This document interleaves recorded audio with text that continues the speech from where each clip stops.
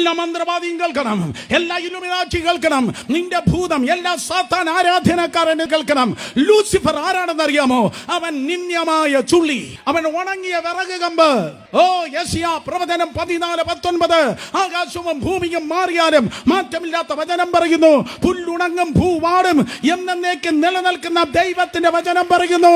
സാത്താൻ ഒരു നിന്ദ്യമായ ചുള്ളി.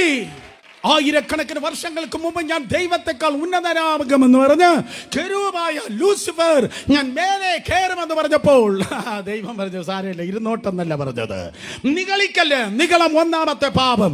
ദൈവം ആ ലൂസിഫറിനെ വെട്ടി എറിഞ്ഞു കളഞ്ഞു. ദൈവം ലൂസിഫറിനെ വെട്ടി എറിഞ്ഞു കളഞ്ഞു. കണ്ടവരുണ്ടായിരിക്കും. കമോൺ, മാനസാന്തരപ്പെട്.